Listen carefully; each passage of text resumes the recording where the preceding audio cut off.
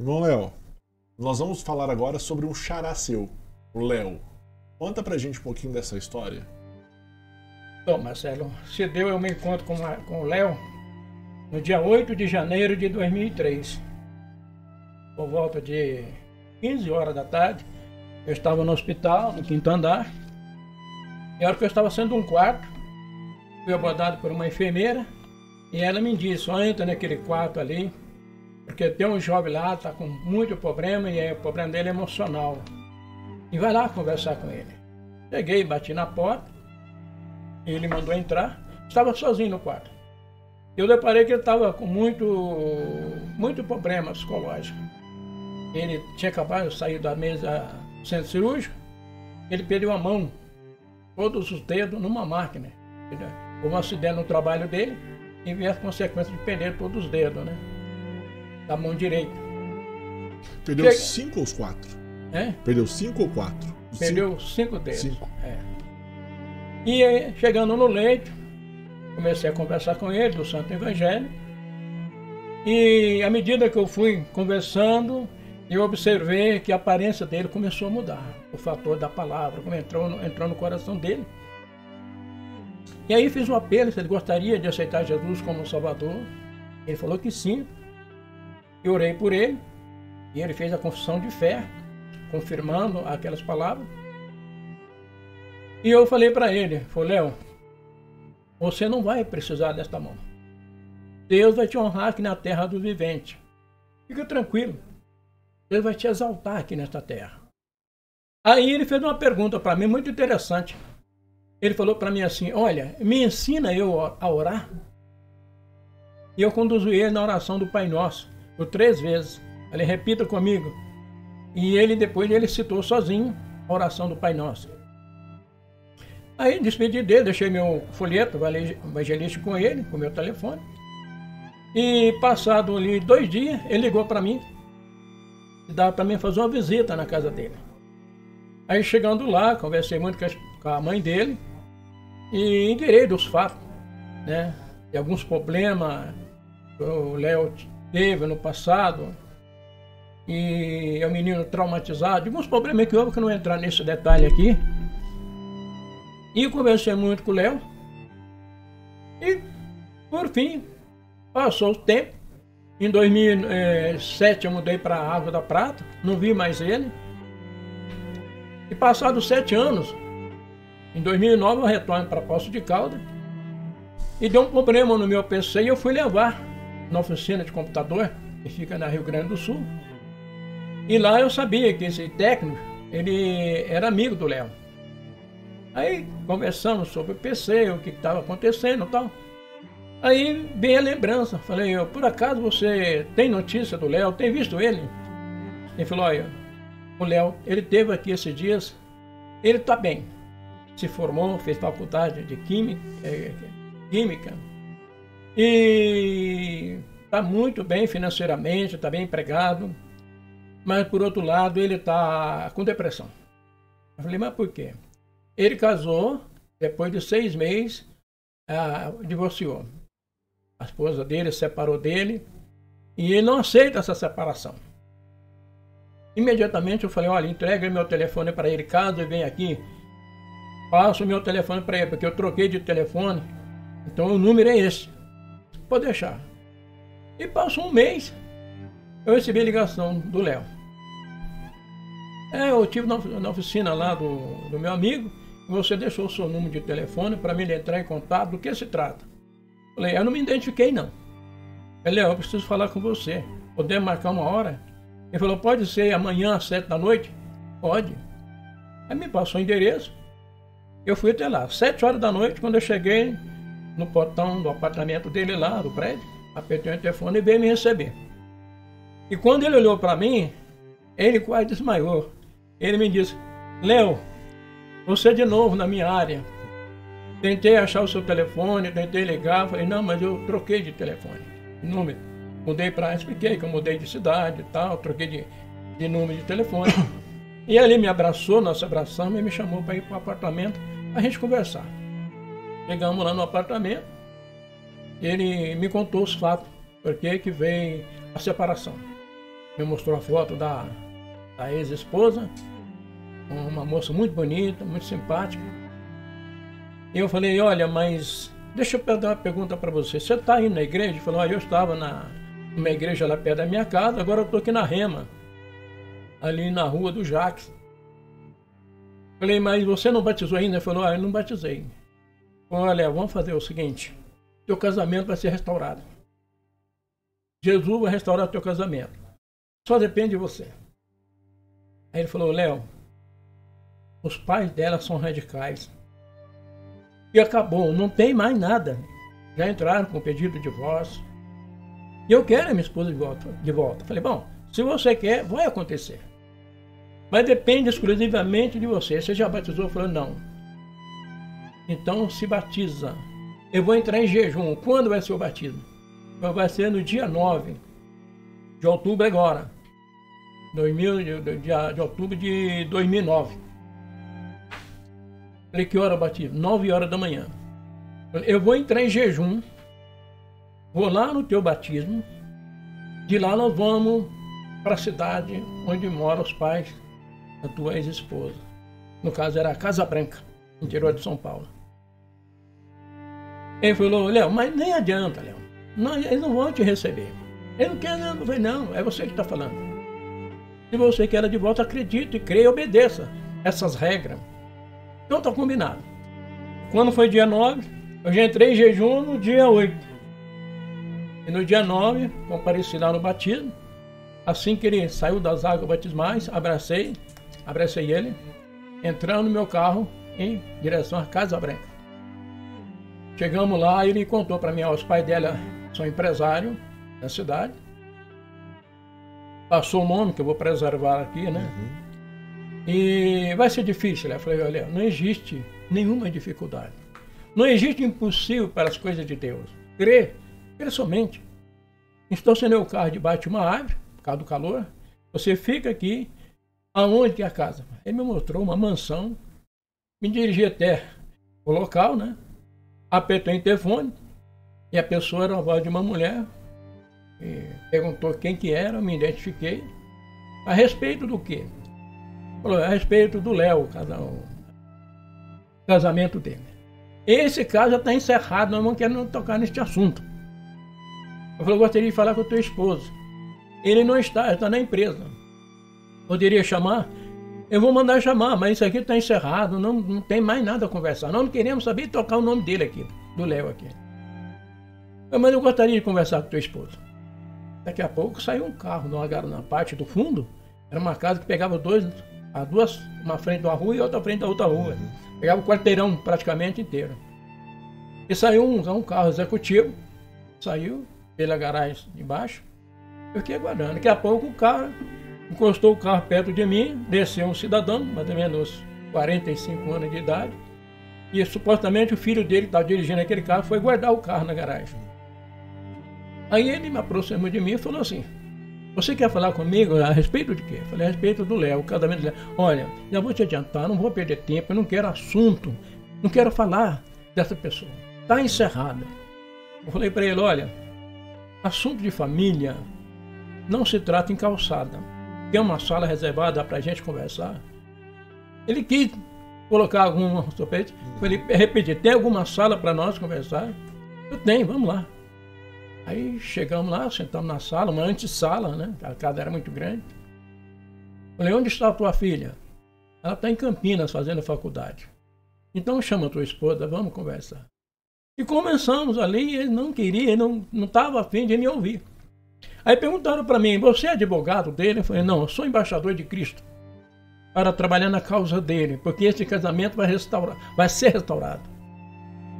Aí eles falaram assim, nós temos o nosso advogado, que é o nosso líder espiritual. Ele está tratando o caso do divórcio.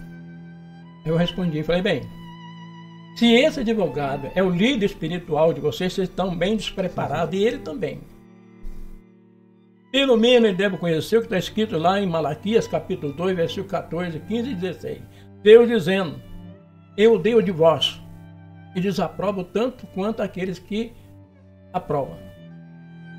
Eles balançaram, porque a palavra de Deus tem poder. Eles ficaram neutralizados. E eu continuei com o meu diálogo. Esse casamento vai ser restaurado. Querendo vocês não aceitarem, ou o outro não aceitar, ou o seu líder religioso trabalhar para divórcio, ele vai ser restaurado, em nome de Jesus. E ali, eles questionando, mas é que eu sempre digo, contra a verdade não existe argumento. Eu estava fundamentado na verdade. Ainda falei para ele, ó, seu líder religioso tem que entender lá que Jesus disse em Mateus 5,9, bem-aventurados os pacificadores, porque eles serão chamados filhos de Deus. E ali, eu falei, depois de praticamente 40 minutos de diálogo, falei, fica de pé, vamos fazer uma oração.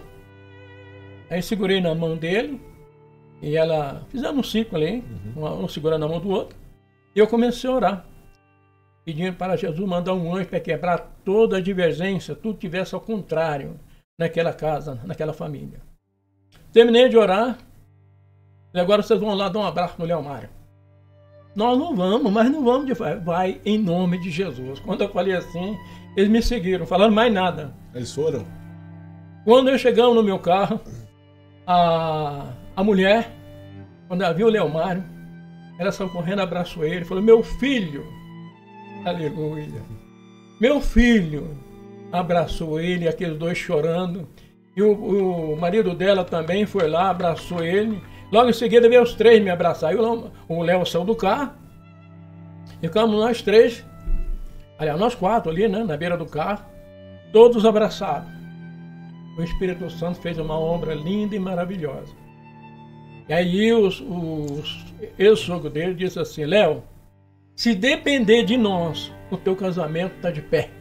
Olha, para quem não queria nem conversar, agora já estava até torcendo.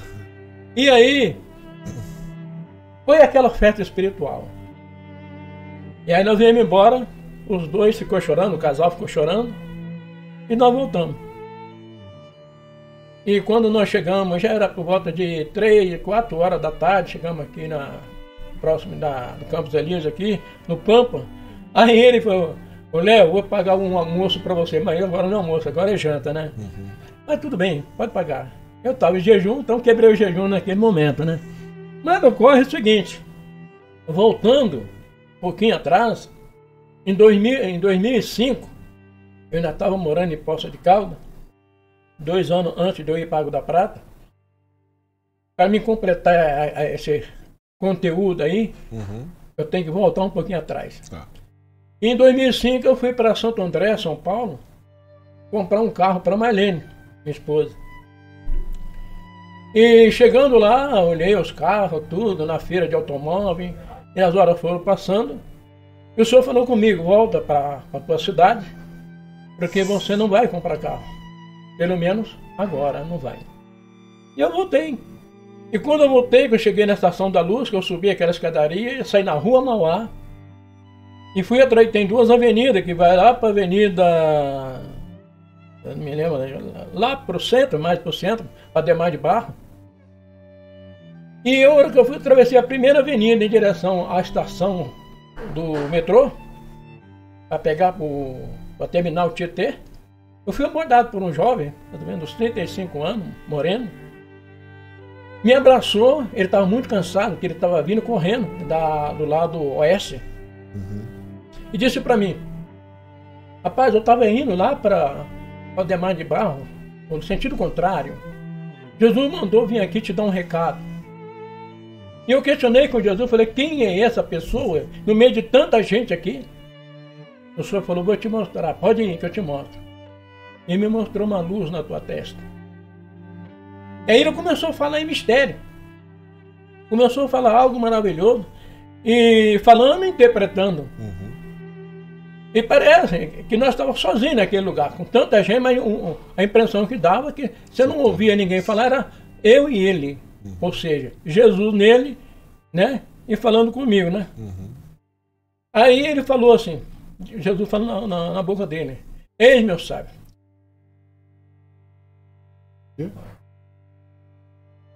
Eis que eu, o Senhor, assim te digo, estou eu acrescentando mais um ministério na tua vida.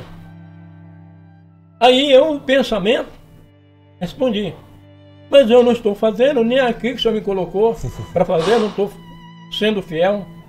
O senhor imediatamente falou na boca dele: eu te capacitarei. Aleluia.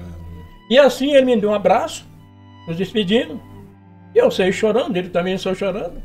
E eu peguei o metrô, fui para terminal Tietê e vim embora para Poços de Caldas. Aí eu comecei a me preocupar, né? Dentro de mim, qual será esse ministério? Aí vendi meu imóvel aqui, que já fazia 10 anos que estava vendo. Porque tudo tem o seu tempo determinado, sim, né? Não é nosso tempo, é o tempo dele. É. Aí fui para Água da Prata, deu imóvel. Aliás, antes de vender, o senhor vai procurar casa lá em Água da Prata. Eu fui com a minha esposa, a Marlene, começamos a procurar imóvel lá para comprar, sem vender a minha casa aqui, mas acreditando que é a palavra de Deus, né? E um dia o corretor falou para mim, eu ia praticamente todo dia lá, vendo casa. E um dia o corretor falou para mim assim: ô Léo, tem uma casa de um delegado, ele quer vender um imóvel. Ah, nós quer dar uma olhadinha? Ah, vamos lá dar uma olhada. Aí chegamos lá, o delegado recebeu, com boa cortesia, mostrou o imóvel, e chegou no quarto, ele falou assim: esse aqui é o quarto das crianças, dos meus filhos. Eu vi muito brinquedo, amontoado. Eu fiquei, mas o quarto dos meus filhos, será que eles estão na escola? Alguma coisa assim, né? Mas ele não disse. Aí eu falei para ele, falou: ó, doutor, está dependendo do vender o meu imóvel em Poços de Caldas. E assim que eu vender, a gente vem aqui a entrar nos detalhes. Gostei muito da tua casa, tal, serve para mim. E minha esposa gostou também. Fica combinado assim: se o senhor não vender até lá, a gente vai vir voltar a conversar. Tudo bem, nos despedimos. E ao retornar para minha casa, aconteceu um fato. O senhor falou, eu dirigindo de volta para Poços de Caldas, o senhor falou para mim: o casamento dele está destruído. Vou eu te usar para restaurar este casamento. Dessa pessoa? Dessa pessoa lá, da Prata. E aí eu cheguei em casa, aquilo matucando no coração. Sentei lá na cadeira, peguei o PC e o Espírito Santo, aleluia, ele dando. Eu só digitava. Nem sabia o que direito. Não, ele falava no meu ouvido e no coração e eu só digitando. Gravei um CD com algumas mensagens que eu selecionei, fui dentro do envelope e voltei lá no delegado. Peguei meu carro e voltei lá. Falei: doutor, eu vim trazer um material para o senhor, eu gostaria que o senhor lesse e ouvisse essas mensagens que eu gravei, dedicadas ao Senhor. Ele agradeceu, falou: pode ficar tranquilo que eu vou ler e vou ouvir. Aí retornei para Poços de Caldas novamente. Aí quando foi em julho de 2007, eu vendi um imóvel em Poços de Caldas. Aí eu voltei para Água da Prata, fui procurar ele, o delegado. Falei: doutor, eu vendi o meu imóvel lá em Poços de Caldas, eu vim aqui para nós negociar a tua casa. Eu falei: Léo, agradeço a preferência, só que eu não falei para você, eu estava vendendo para fazer repartilha com a minha esposa. Mas minha esposa retornou para mim, nós reconciliamos, meu casamento está de pé. Ou seja, a casa que o senhor vai comprar, o senhor não vai comprar porque o senhor fez a obra. É assim que funciona. Eu louvei, glorifiquei a Deus, não entrei em detalhe com ele, saí agradecendo o mestre. Aí, no 2000, aí mudei para Água da Prata em 2007. Achou uma casa? Achou uma casa lá. Comprei uma casa lá. E quando foi de 2 anos, retorno para Poços de Caldas. A senhora mandou voltar para Poços de Caldas. Eu não sei se eu já relatei isso atrás. Só um fato que aconteceu. E o senhor me queria de volta em Poços de Caldas. Ele usou a irmã Marlene, né? Isso, exatamente. E ali, voltando, foi aonde que eu fui levar o meu PC para consertar lá nesse técnico, que era amigo do Leomário. Entendeu? Foi onde que eu adquiri as informações que ele tinha casado, isso depois de 7 anos. E o casamento foi destruído por os problemas lá, que não cabe aqui relatar. Né? Mas o importante é que a obra foi concluída. Então eu deduzi que esse era o ministério que o senhor tinha colocado. Que foi 2 casos, muito próximos do outro. E o Léo, pessoal, os pais do Léo concordaram com o retorno do casamento. Os pais do Léo, não. A mãe do Léo. Não, os pais da esposa, desculpa. Da esposa do Léo concordaram. E a esposa? Mas ainda eu concluí.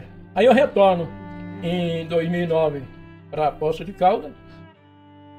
E quando foi um dia, eu estava ali descendo a rua Rio Grande do Sul, eu senti alguém pular nas minhas costas. Eu olhei para trás, era o Léo. Era o Léo. Me abraçou e falou, ô meu amado, estou te procurando, rapaz. Meu casamento foi restaurado. Olha. Eu estou lá na cidade de Juriti, a empresa me transferiu para lá, e ela está lá comigo. E eu peguei férias, vim para cá para visitar minha mãe, e ela está lá com a minha mãe. Eu queria que ela te conhecesse. Eu sempre falo de você para ela. Você foi o pivô que fez a nossa restauração. Abrandou o coração dos sogros. Exatamente. Né? E aí ficamos de marcar um encontro, aí esqueci de passar o meu telefone para ele, pensando que ele tinha, né? Porque a última vez que ele tinha ligado para mim, ele devia provavelmente guardado. Uhum. Mas, o que concluiu é o seguinte, depois disso, Deus começou nessa área de restauração conjugal. E estou até hoje. Né? Até hoje. Estou até hoje. Caminhando com esse ministério. Mais um que foi acrescentado. Mais um. Em nome de Jesus.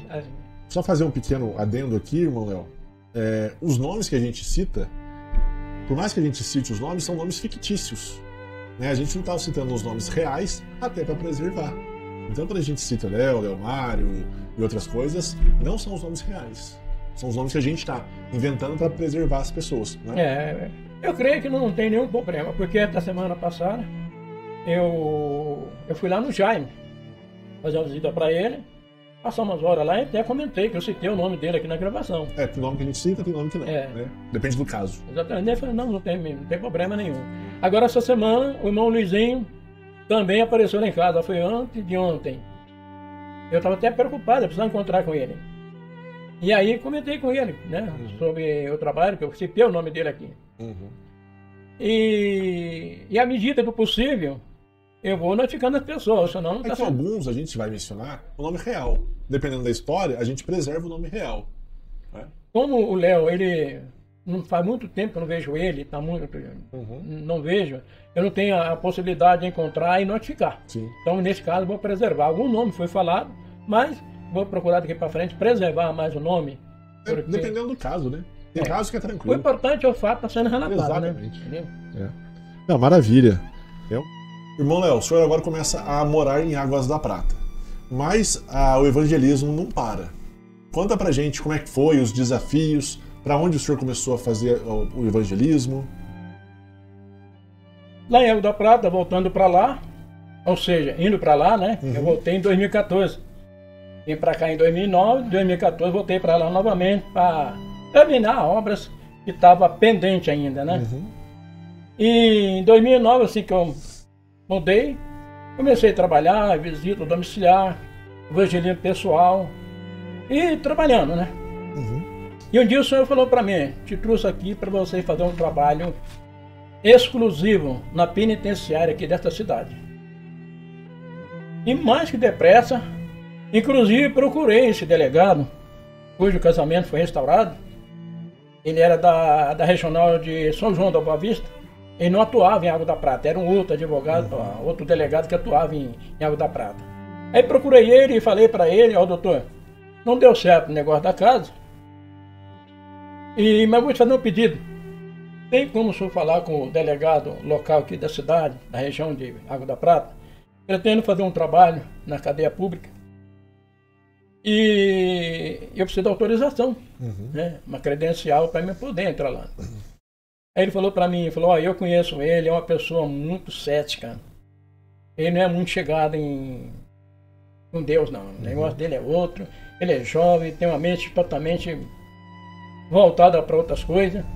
Mas eu vou tentar falar com ele. Você me procura daqui a um mês e você vem aqui, vou tentar falar. Tá bom, eu saí dali na esperança de que algo ia acontecer, né? Voltei dali um mês, ele falou, eu falei com ele e ele não respondeu nada sobre essa questão. Aí eu falei, então pode deixar que eu mesmo vou falar com ele. Aí um dia fui lá no gabinete dele, lá na delegacia. Um rapaz novo, muito educado. Vou preservar o nome dele aqui. Falei, doutor, eu aqui estou pretendendo, sou evangélico, trabalho na obra do Senhor, faço trabalho no hospital, casa de recuperação. E eu queria fazer um trabalho aqui com uma presidiária. Ela está lá, a sua área feminina.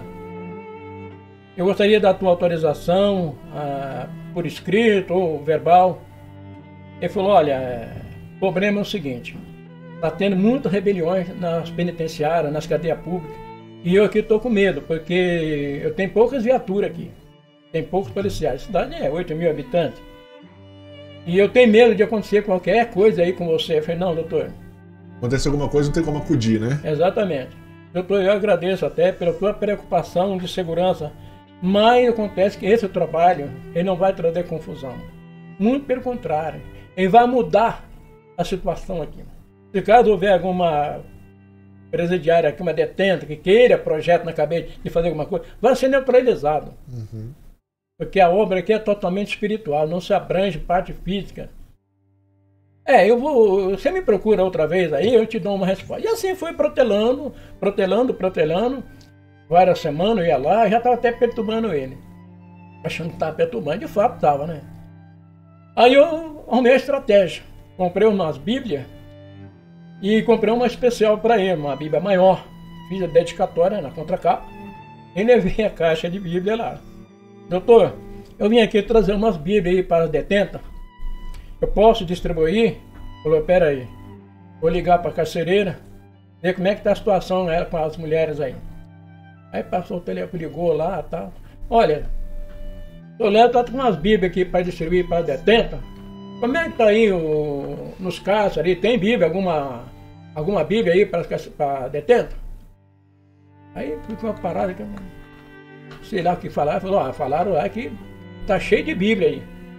Então, bobeira você deixar gastar dinheiro, guardar aí, ficar guardado essa caixa com essas bíblias. Tudo bem, doutor. Obrigado. Essa é do senhor. É especial para o senhor. Para as questões que o senhor lê. Ele levou um choque. Olhou para mim assim, ficou parado. Agradeceu, pegou, abriu a contracapa, leu a dedicatória. Muito obrigado. E guardou lá na gaveta. Aí voltei dali uma semana. Doutor, orei aí. Aí ele, mas de tudo debaixo de oração. Uhum. Ele dá um tempo, vou dar ligar para a carcereira. Ligou, carcereira, como é que faz para adquirir uma credencial aí para o Soléu fazer o trabalho dele aí dentro com as carcereiras, com a presidiária?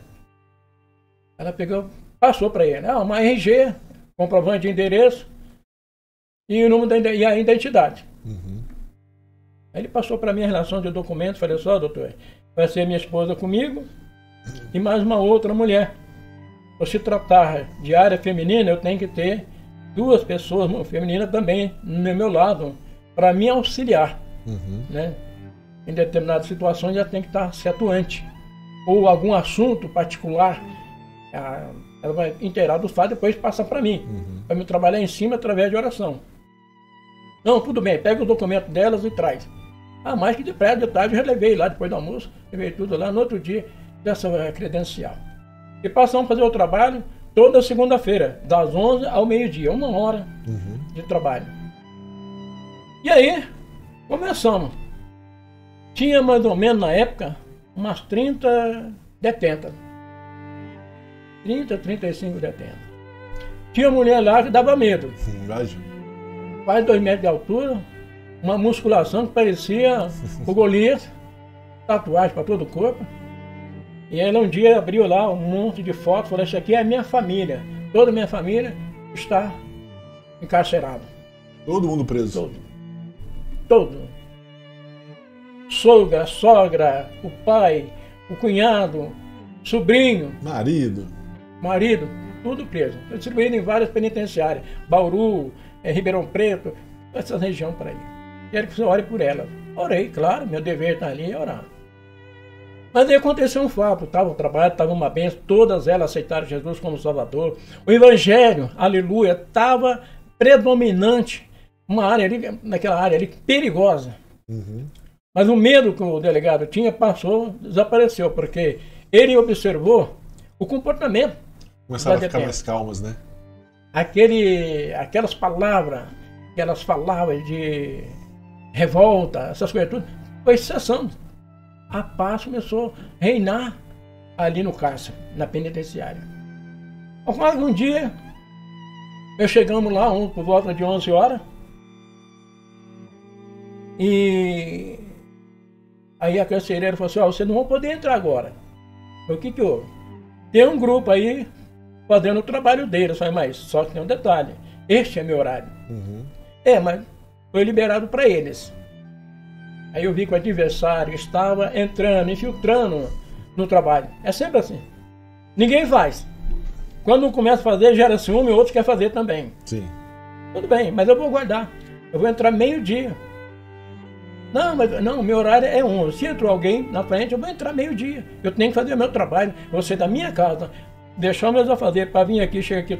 Não, minha filha, eu vou cumprir o meu trabalho. Nem que seja do meio-dia a 1. Mas você vai atrapalhar os almoços das detentas? Eu falei, não vou atrapalhar. Ela leva o almoço lá pro pátio, almoça lá comigo. Pode almoçar, sem problemas. Aí, daqui a pouco sai um grupo. Não vou citar a religião dele, porque não vem ao caso. Aí, com aquela carinha e tal. Aí, liberou pra gente entrar. Uhum. Aí, as detentas disseram, olha, nós não fomos pro pátio. Foi aí umas 6 pessoas. Uhum. O resto ficou tudo aqui na cela. Mas agora tá tudo aqui.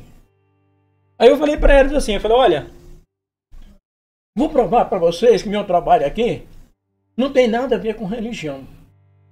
E eu estou aqui porque Deus mandou. Eu não vim aqui por conta própria, não, ou porque o juiz, o delegado, não. Para mim conseguir a credencial aqui foi através de oração. Uhum. Para provar para vocês que eu estou aqui e Deus me mandou, hoje vou provar para vocês. Você já tem experimentado o teor da palavra. Uhum. Falei para eles, olha, se eu cavar aqui, nós estamos na beira do rio aqui, ó, a penitenciária. Vai dar água. Se eu cavar uma cisterna lá na minha casa, que está mais ou menos aí uns 500 metros, vai dar água também. Qualquer lugar que eu cavar a poça aqui vai dar água. Porém, nem todas são saudáveis. Uhum. A água que eu trago aqui é saudável, porque é a palavra de Deus. É pura. E vou provar isso ainda hoje para vocês. Por volta de meio-dia, orando para encerrar, e trouxeram uma jovem muito bonita, uma loira, condenando para 5 anos de prisão por tráfico. Essa jovem está fazendo aniversário hoje. Eu vou ter uma liberdade para citar o nome dela, mas vou preservar, vamos preservar. Se for um nome comum, pode citar. Ore por ela, ela quer que eu faça uma oração para ela. Aí eu comecei a orar. Eu pus a mão na cabeça dela e falei, filha, ainda hoje você vai comemorar o teu aniversário junto com seus familiares. E os familiares dela? 5 horas da tarde, sai um alvará de soltura. Ela nem acreditou. Ei, glória a Deus, aleluia. O senhor sentiu no coração? Quando foi na outra segunda-feira, que era uma vez, toda segunda-feira, né? Na outra segunda-feira eu voltei lá. Foi uma festa. E o senhor não sabia que ela tinha saído, né? Eu não sabia. O senhor sabia que ela ia comemorar, mas não sabia como. Aí elas me disseram, olha, 5 horas da tarde, aquela jovem foi liberta.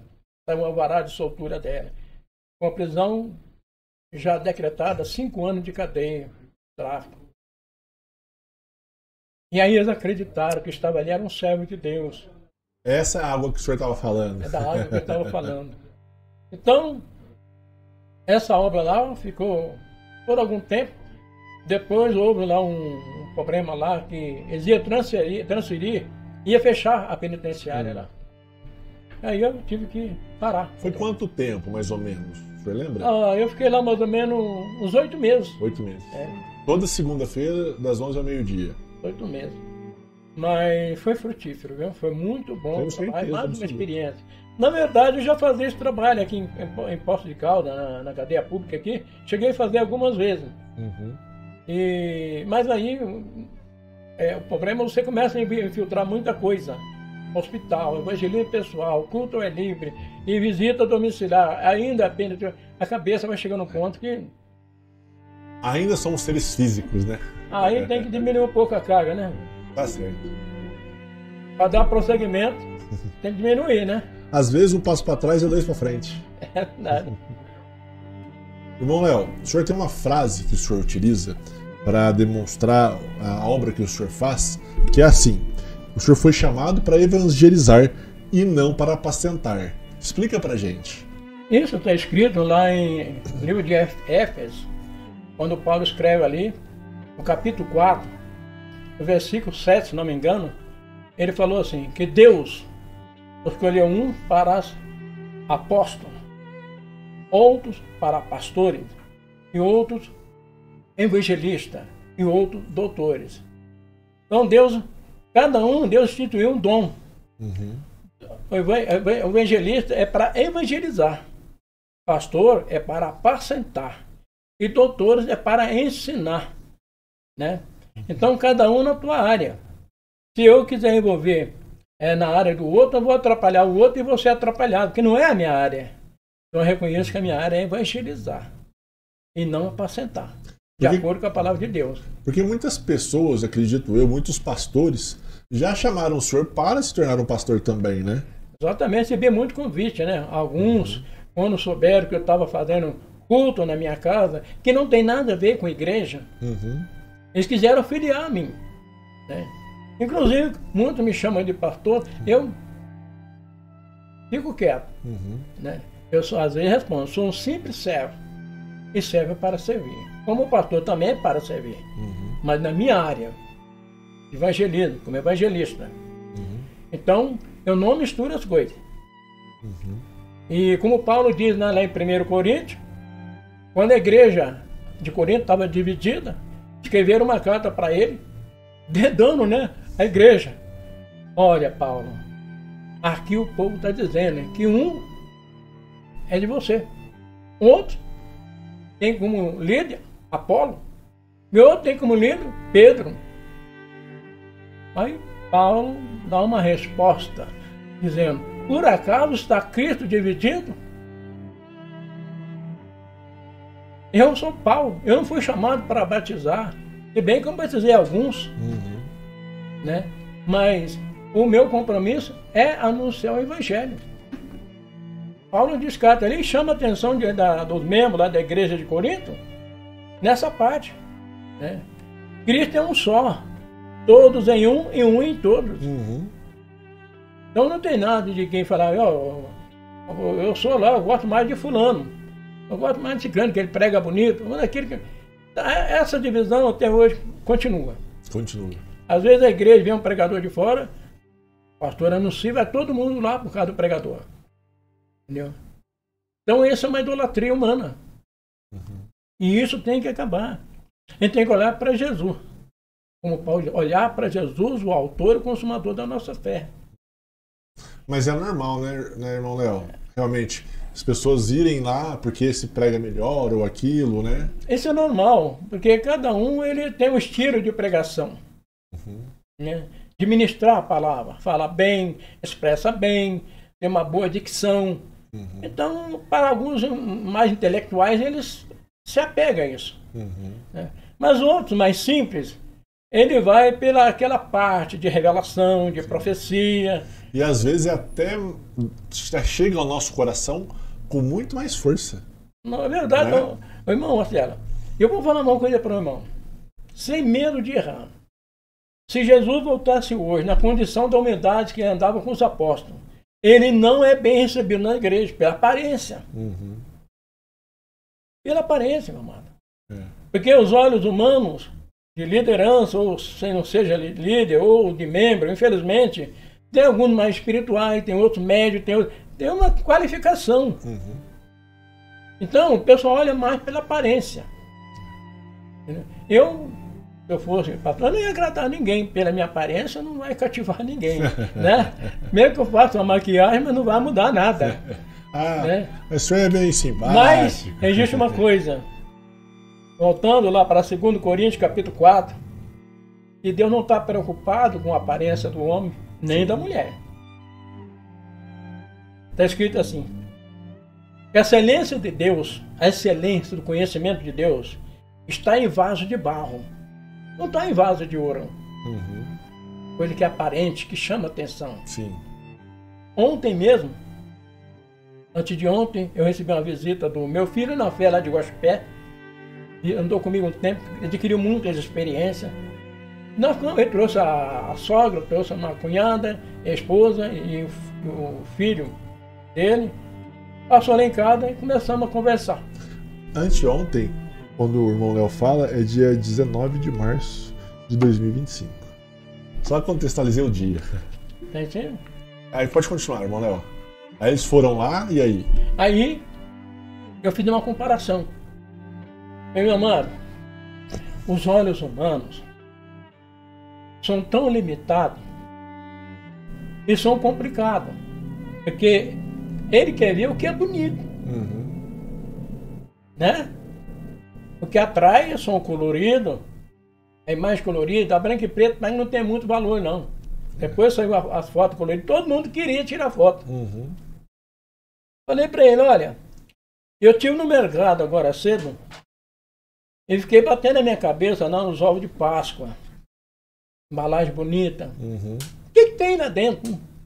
Apenas uma casca de chocolate. Mas se eu pegar uma barra de ouro de 1 quilo, ou no jornal, amassar ele e pôr junto lá, ele vai ficar lá o resto da vida e ninguém vai vender. Porque nem o papel bonito. E aí, que Deus pegou os judeus. E lá em Isaías 53, diz que Jesus não havia aparência nenhuma nele, beleza nenhuma para que o desejasse. Os judeus estavam esperando um homem, como no rei Davi, Salomão, para restaurar Israel. Mas Jesus veio montado no jumentinho, rapaz, entrou em Jerusalém, montado um filho de uma jumenta. Bem diferente, né? Bem diferente. Do que era esperado. Poderia ser um cavalo branco, né? Todo ornamentado de ouro, de coroa. Não. O rei, aleluia, nosso rei, o rei dos reis. A coroa que ele experimentou foi de espinho. Foi de espinho. Bem diferente do que tudo foi planejado e sonhado. Mas os conceitos humanos não mudam, meu amado. Os olhos humanos, eles são enganosos. Exatamente. Infelizmente, é assim. Nós olhamos na Bíblia lá quando Samuel foi ungir uma pessoa para ser o rei de Israel no lugar de Saul. Quando chegou na casa de Jessé escolhe os mais bonitos. Deixa o menorzinho lá pro canto, né? Aquele cheio de sardinha, sarda, né? Aquelas pintinhas no rosto. Nem citou o nome dele. Nem apareceu ali.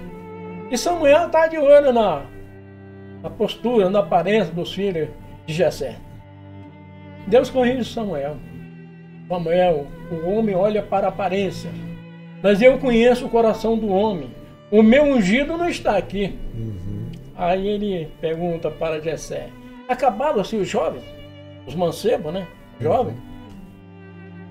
Tem um lá apacentando as ovelhas. Eu falei, tem um lá. Eu fico olhando pelo lado, fazendo a conjuntura aqui comigo. Aquele desdenho, né? Ele está lá apacentando ovelha. Tem um qualquer ali. De fato. Mas ele estava apacentando ovelha do pai e aprendendo de Deus o mais belo canto, que é o salmo que ele escreveu enquanto ele estava lá com a harpinha dele, adorando a Deus. E aí, Samuel fala, olha, manda chamá-lo. Enquanto ele não chegar, nós não vamos se assentar, a reverência. Enquanto ele não vir, nós não vamos se assentar. Então, se Davi demorasse aí umas 2 horas, fica todo mundo de pé.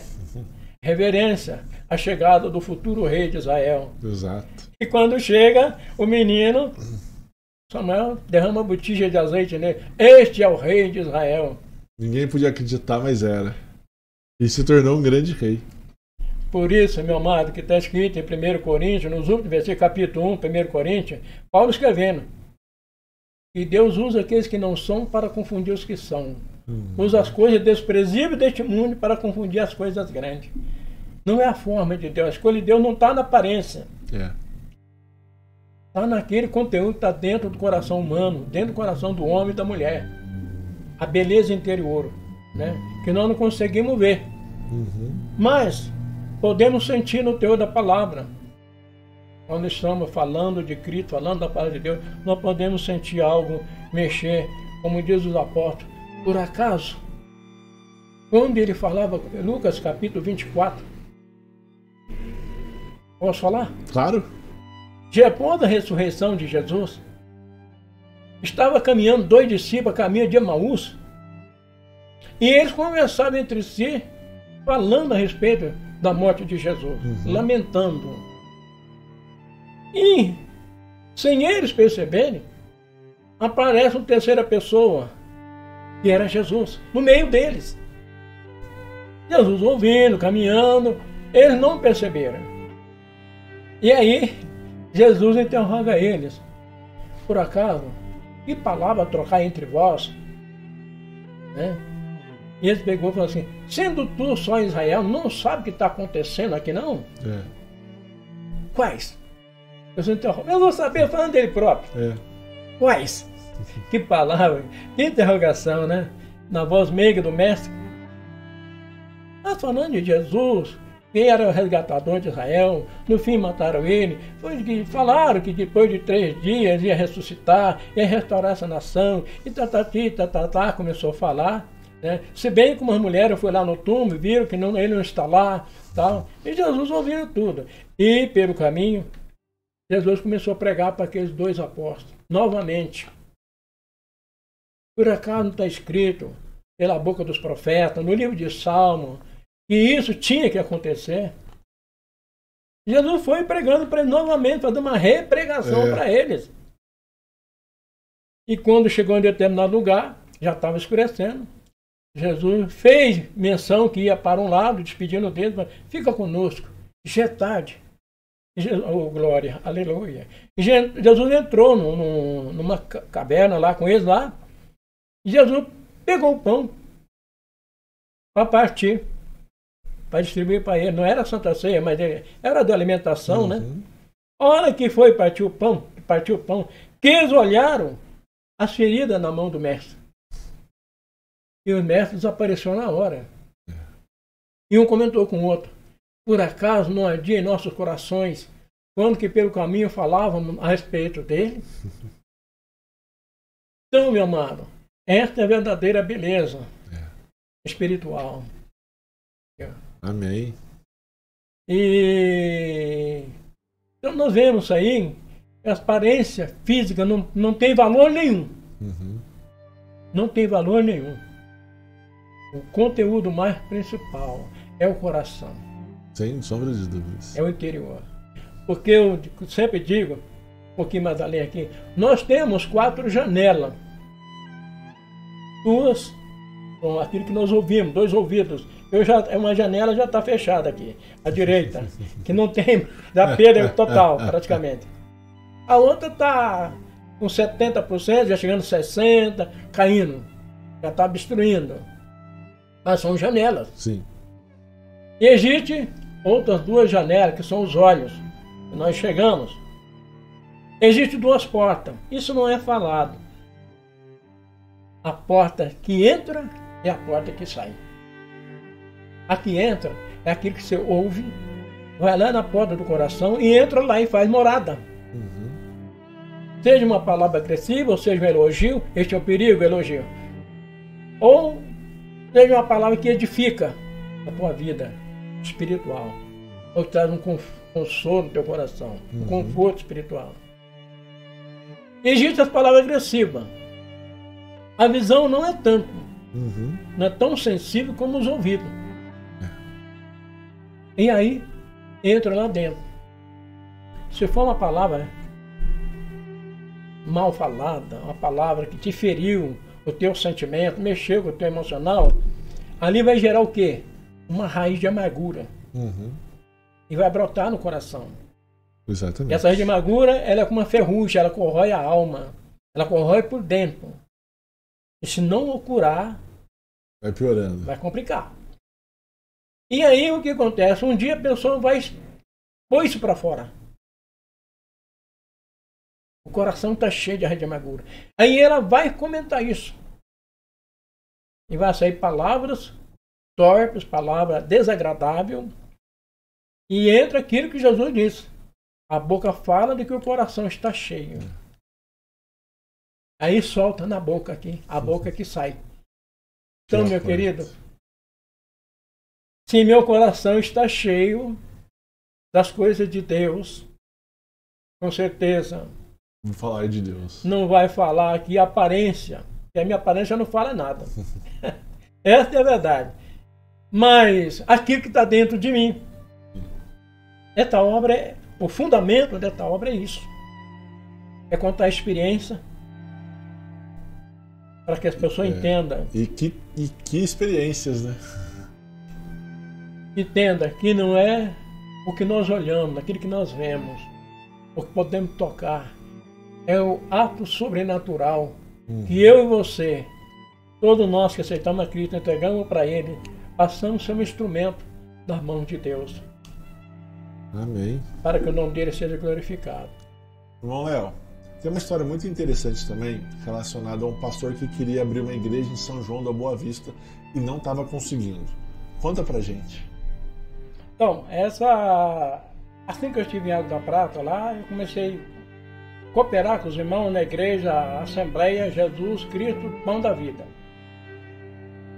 Aí, um outro pastor da igreja Assembleia Ministério de Santos, um homem muito humilde também, me convidou para cooperar com ele lá, auxiliar ele, né? Mas não auxiliar, não tocar lá no púlpito, lá, tomando. Eu, como simples mesmo, lá no último banco. Auxiliar no som, reparar som, enfim, essas coisas todas. Fazer visita com ele nas casas. E um dia ele me chamou e falou: irmão Léo, eu estou querendo abrir um ponto de pregação, ou seja, uma igreja lá em São João da Boa Vista. E vamos lá, eu não tenho carro, você me leva lá? Mas leva. Aí chegamos no local, no caminho falou assim: eu quero que você dirija esse trabalho aí. Falei: pastor, eu não vou aceitar essa tua proposta.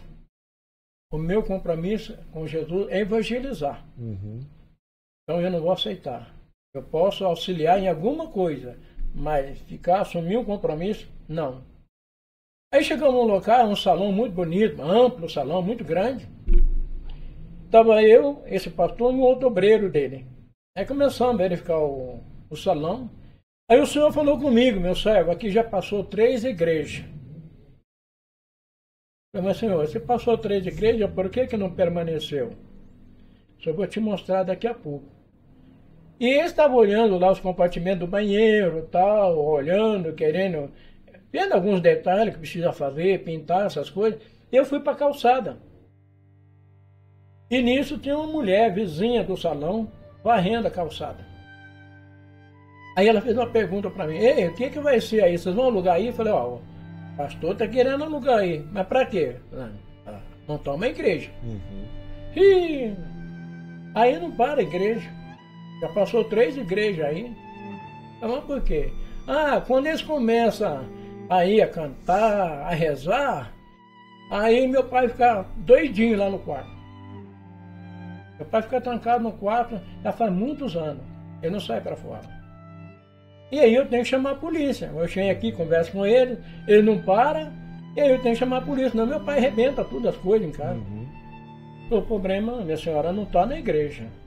O problema está no teu pai. Isso é possessão diabólica. E o diabo não gosta que Deus seja adorado.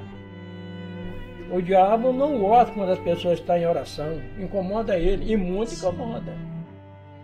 Mas não sabia. Eu falei: mas é.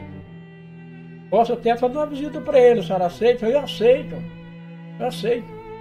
Eu vou lá arrumar ele porque o quarto dele está com um mau cheiro horrível. Ele não toma banho há muito tempo. Tá bom, então vai lá, daqui a pouquinho a senhora me avisa, eu subo lá com os obreiros. Daqui a pouco, passou uns 15 minutos, ela foi lá na porta da igreja, no porta do salão. Vocês podem entrar lá. Aí eu falei: vamos lá, pastor, tem uma obra para realizar nesta casa. Você vai ver o problema que estava acontecendo aí. A pedra de tropeço vai ser tirada hoje. Aí subimos. Chegamos lá, quando eu aproximei do quarto, o homem deu um grito. Eu já direcionei a minha mão direita e expulsei em nome de Jesus. O homem foi liberto na hora. Chorando, aceitou Jesus como Salvador. A mulher também aceitou. A filha que estava lá aceitaram. Os 3 aceitaram Jesus como Salvador. E o homem foi liberto. Aquela mulher ficou tão feliz de ver a mudança na vida do pai. Falou: olha, pode abrir a igreja. Você é a primeira a estar na igreja. eu quero trabalhar, eu quero fazer faxina na igreja, tudo que for depender de mim, que vocês precisarem, eu vou estar aí. Olha que benção, que glória. Todos os laços do adversário foi rompido, foi derrubado por terra. E aí o pastor veio todo feliz, comentou isso lá na igreja, no culto. E tinha uma família lá que estava, o marido, uma família, o homem queria ter domínio naquele ministério. Aí ele falou para o pastor, falou, olha, como pode, rapaz? Esse irmão Léo vem lá de Poços de Caldas, faz pouco tempo que está aqui. Você vai pôr ele para dirigir um trabalho? Como que você pode fazer isso, rapaz? Eu e a minha família aqui congregando aqui com você, e você passa na frente da gente. Mas ele não sabia que eu não tinha nenhum interesse. E era o ciúmes também, né? E aí esse cidadão acabou deixando a igreja com toda a família por causa disso. Aí, irmão, eu peguei e resolvi sair fora do ministério, né? E fiquei fazendo trabalho na casa de um, na casa de outro, assim, estou até os dias de hoje. Que benção. E a igreja está lá? Está lá. Já procuro vários pastores, entendeu? Já houve muita confusão, mas continua. Sim. Né? Os homens. Irmão Léo, muito que nos circunda tem a ver com o sobrenatural. O senhor acabou de narrar relacionado à igreja e à possessão demoníaca que tinha no pai da senhora. E agora a gente vai entrar em outro ponto, que também trata de fenômenos sobrenaturais. Pode ser que não esteja muito ligado um ao outro, mas também são coisas extra do nosso físico. Conta pra gente esse caso. Esse caso, inclusive essa pessoa que me convidou para ir a essa casa, ele ligou para mim hoje, pedindo oração. Irmão Manuel, faz questão aqui de quebrar o protocolo, né? Sim. Ele ligou para mim hoje pedindo oração, vai passar por uma cirurgia amanhã. Hoje é 21 de março de 2025. Vamos estar orando por ele. Foi ele que me convidou nesse primeiro fenômeno natural 1. Ele aproximou de mim, ele trabalhava na época no caminhão de lixo. E ele me procurou, falou, irmão, hoje ele é pastor, na época ele era presbítero. Ele me procurou e falou, irmão Léo, tem uma família lá na ponta da cascata que estão desesperadas. Eu tomei conhecimento do caso, chamei alguns obreiros, alguns irmãos, mas ninguém quer ir lá comigo. Eu pensei em você. Tem que ser uma pessoa destemida. E aí, mas o que está acontecendo? Ela falou, o sofá lá anda no teto. Cadeira, mesa, de perna para cima. Há uma complicação lá e a família está desesperada. E eu falei que eu ia levar um irmão lá, eu não posso ir lá sozinho. Então você vai comigo? Vamos. Aí marcamos. Uma quarta-feira, descemos para lá. Não sei se você conhece lá a Ponta Cascata, tem um lugar cavernoso. Um buraco lá embaixo, perto dos armazéns dos maçonários. E aí atravessamos a linha de trem e olhamos do lado direito uma chácara. Tinha uma porteira. Ele falou, a casa é aqui. E já era por volta de 8h30 da noite. Deixamos passar um pouquinho mais da hora, porque durante o dia acontecia esse fenômeno. E para escurecer aí ficava melhor para a gente, né, confrontar com o adversário. Porque o príncipe das trevas, ele procura as trevas. Momento de treva. De dia ele pode atuar, mas não é tanto, né? É mais à noite. Cada luz. Aí cheguei lá, buzinei, batemos palma, aí vem lá o cidadão da casa, até achei engraçado. Ele na frente, segurando uma vela, para iluminar o trilho, para ele chegar até a porteira. A mulher atrás e meus 3 filhos atrás. Então é aquele cordãozinho. E ele chegou, abriu a porteira, nós entramos. Aí o presbítero Manuel falou, esse aqui é o irmão Léo, eu chamei ele para vir comigo.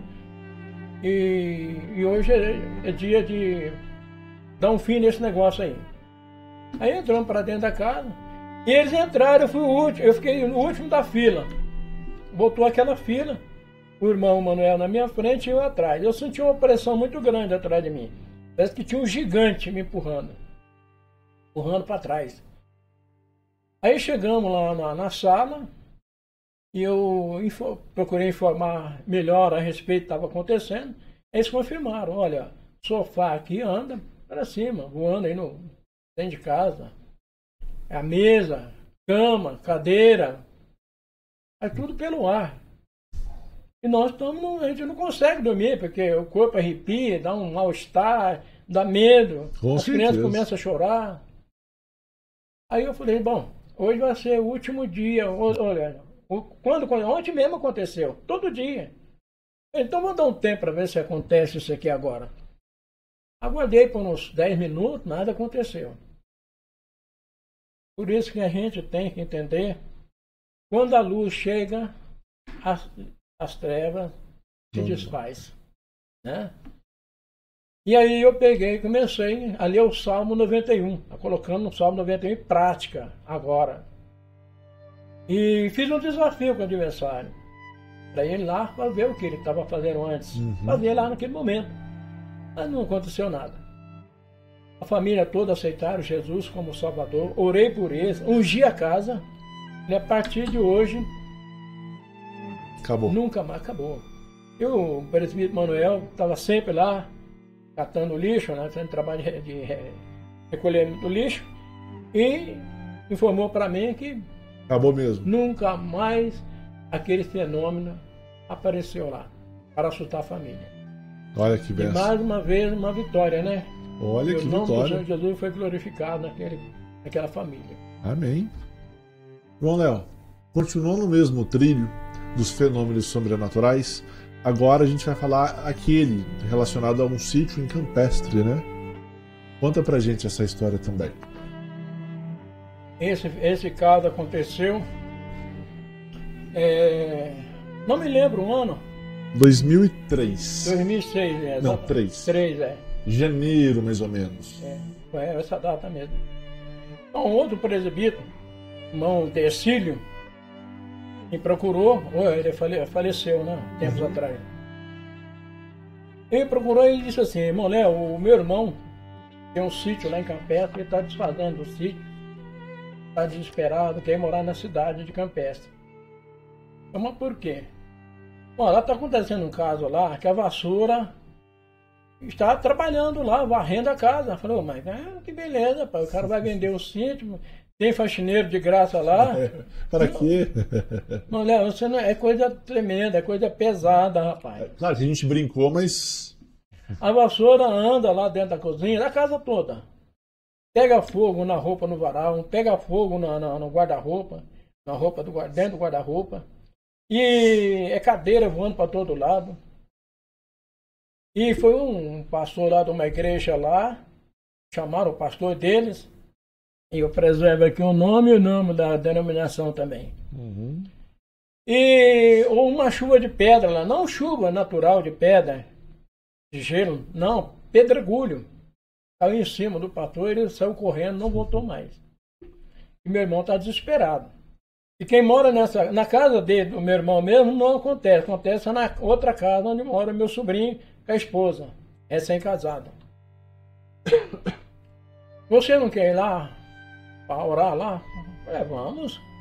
Aí marquei numa quinta-feira, peguei o óleo de unção e nos dirigimos até lá.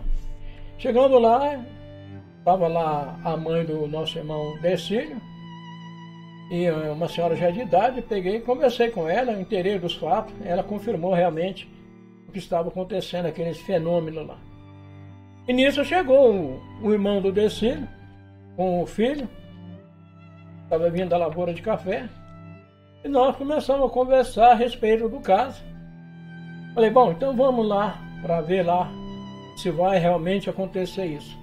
Descemos para outra casa, onde aconteceu os fenômenos.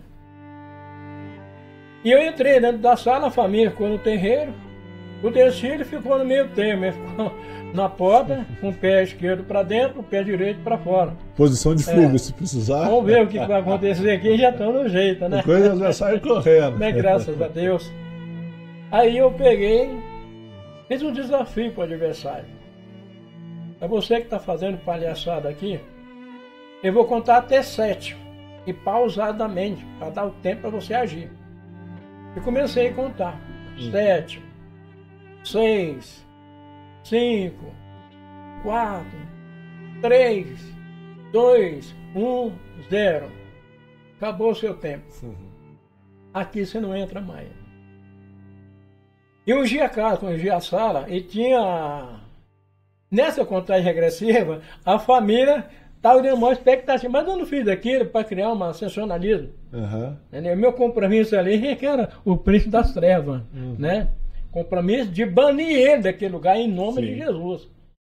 Pela autoridade que o Senhor tem nos concedido, a mim e a você, e a todos que são batizados. E ungi a entrada da porta da sala e fui em direção à cozinha. Passei por um quarto, eu estava sentindo o sentido norte. Saí da sala, passei pelo corredor, andando pelo corredor, num quarto, ungi a porta daquele quarto. Em seguida eu vi uma despensa e depois a cozinha. Aí quando eu fui passar para ir para a cozinha, eu passei pela porta da despensa, era uma porta assim, de madeira rústica, com um preguinho enrolado numa argolinha. Ou seja, um araminho enrolado numa argolinha. Era a fechadura. E eu senti um arrepio no meu corpo, lado esquerdo. E eu percebi que o adversário estava naquele compartimento. Eu bati o meu pé esquerdo naquela porta, entrei lá dentro e dei um brado de autoridade de Cristo contra aquela entidade. A porta, a janela é 2 folhas, assim, ela abriu. Aquelas janelas mais antigas, sim, né? Eles usam muito, né? Na área rural. Na lavoura, ou seja, na parte rural, casa rural. E senti aquele mau cheiro de enxofre, uma coisa esquisita. Desapareceu. Eu voltei, falei pro casal, olha, vocês podem dormir sossegado, nunca mais vai acontecer isso aqui. Cheguei pro irmão do irmão Decílio, irmão, você não vende a propriedade não. Acabou o problema. Resolvido. Não tem mais, resolvido. E aí reuni a família inteira na casa sede e perguntei para eles, vocês são evangélicos? Eles falaram, nós somos evangélicos. Aí pensei comigo, mas por que eles são evangélicos e está acontecendo essas coisas? Ele falou comigo, porque eles não são batizados devidamente segundo a minha palavra. Ou seja, mesmo sendo evangélico, frequentando a igreja, ainda faltava. Faltava estar dentro dos padrões bíblicos. E quais são? Esse padrão bíblico é aquilo que Jesus falou, que João batizou Jesus no Rio Jordão. Por imersão, a remissão dos pecados. O próprio Jesus deu um exemplo, né? Sim. Lá no Rio Jordão. Eles, segundo eles foram batizados com gotinha na cabeça. Aspersão. E isso não é batismo. Para os homens, pagão é um paganismo, é um costume paganismo. Mas o verdadeiro batismo, o ato do batismo é por imersão, mergulhado nas águas. Bom, Léo, falando em mergulhar nas águas, até uma curiosidade. Tem muitas igrejas, de modo geral, que mergulham a pessoa na piscina, numa banheira. O senhor acha que é válido esse batismo? Ou precisa ser no rio? O batismo no rio ou na piscina? Na piscina vale? Olha, é válido, porque é o seguinte, ali está usando a água. O que purifica em tudo é a água. Não importa onde é que ela seja. Se cair um ácido no teu olho, a recomendação é lavar com água corrente. Sim. Não é isso? Se você ingerir qualquer coisa, tomar bastante água. A água é o fator de tudo. Né? Ela neutraliza qualquer coisa. Então, a questão que está é o nome. Está sendo batizado em nome do Pai, do Filho e do Espírito Santo. Está usando aquela água como uma regra de fé. E em imersão, né? Foi imersão. Entendeu? Pode ser no rio, pode ser na piscina. Bom, Léo, ano de 2009. O senhor está tomando café da manhã certo dia e o senhor fala contigo. Desce na avenida, vai até a madeireira e pergunta se tem compensado. Conta pra gente que história é essa. Então, meu amado, foi em 2009 que eu estava morando no bairro Filadélfia, aqui em Poços de Caldas. Eu estava tomando café da manhã e o senhor falou comigo, meu servo, desce lá na madeireira, do lado da avenida, da pista, Betinho, e pergunta se tem compensado. Mas eu não vou fazer nada com compensado, eu não pretendo fazer nada, eu não sou carpinteiro. Vai e pergunta se tem. E eu desci. E chegando lá na madeireira, eu perguntei lá, olha, por acaso você tem compensado aí? Ele falou, nós temos, mas não está aqui. Está lá na Geraldo Guedes Medina. O nosso depósito de compensado é lá. Eu vou mandar um motorista te levar lá. Tá bom, aí me levaram até o local. Parou o caminhão lá, abriram o barracão, depósito. Aí foram me mostrar lá, né? As medidas, esse é 10 milímetros, isso aqui é 15, isso aqui é 20, e tudo essas coisas, esses detalhes. Mas eu estava apoiando na maionese, eu não estava entendendo nada. Entendendo nada, entendeu? Aí eu falei, tá bom, eu vou em casa lá, vou ver que medida que eu vou usar, e isso aí. Enquanto eles ficaram conversando lá dentro, o motorista com o outro rapaz, eu saí na porta do depósito. E nisso tinha uma irmã conversando com uma jovem. Aí ela pegou, nossa, irmão Léo, foi bom você estar aqui. Essa jovem está desesperada. Ela está indo embora para Campinas, para casa dos pais. Ela separou do marido e está muito nervosa, muito chateada. Conversa um pouquinho com ela. Uhum. Aí comecei, ela estava com aquelas malas chiques, sabe, de rodinha, tudo pronto para viajar. Para pegar o terminal rodoviário. Aí eu comecei a conversar com ela, entendeu? Aquilo que Deus foi me dando, fui transmitindo para ela, começou a chorar. Eu falei, eu vou fazer uma oração para você. Ela falou, vamos lá em casa fazer essa oração para mim. Aí retornamos, aí eu chamei a irmã, vamos com a gente, né? Tem que ter cautela, tem que ter ética, né? Aí a irmã que me chamou, aí tá lá conversando com essa jovem, foi junto. E chegamos numa casa, no outro lado da outra rua, da Geraldo Guedes. Era uma casa que o portão dá o tamanho do terreno, menor de uma casa. Uma linda de uma casa. Aí ela abriu, lá na garagem tinha jet ski, tinha moto, tinha carros. E percebi que era uma casa de pessoas de classe média alta. Uhum. Aí entramos numa ampla sala, e ali eu comecei a evangelizar ela. Fiz o apelo, ela aceitou Jesus como Salvador. Caiu em pranto de choro, incontrolável. Aí eu falei, irmã, chamei, fica com ela aqui, que a obra está concluída. E eu voltei para minha casa e eu fiquei pensando comigo, mas... Aí comecei a ligar as coisas, né? O senhor me mandou para ir lá ver esse compensado, que na verdade esse compensado estava lá nesta rua, onde estava essa jovem. Encontrou com essa irmã que estava conversando. Uhum. Então a gente começa a ver um deslumbrar daquilo que Deus quer que a gente faz. Aí começa a entender o porquê. Exatamente, os caminhos que ele toma. Uhum. É por isso que Isaías 55, versículo 9, 10, 11 e 12, o Senhor diz, os meus pensamentos não são vossos pensamentos, nem os meus caminhos, vossos caminhos. Porque assim como a chuva cai na terra e rega a semente daquele que semeou e dá pão para aquele que semeou, assim também a minha palavra. Ela não voltará para mim vazia, antes fará o que me apraz. Eu não sei se eu falei isso aqui, mas Deus, a mensagem de Deus tem o endereço certo. Sempre tem. E a caixa de correio é o coração do homem e o coração da mulher. Deus vai ouvir e ali vai penetrar e Deus vai fazer a obra. Amém.